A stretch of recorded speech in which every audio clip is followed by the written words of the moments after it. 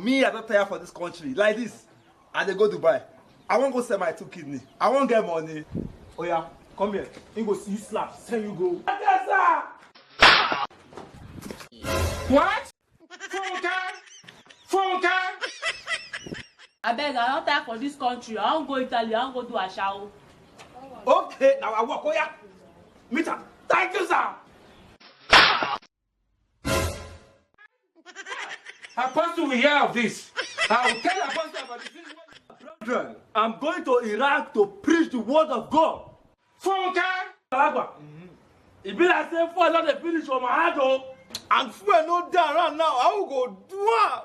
That doesn't mean, brother. That doesn't mean. Anywhere when the fuel carry me reach, Abemona just slap me. Emmanuel, are you telling me the truth? What? Jesus is Lord.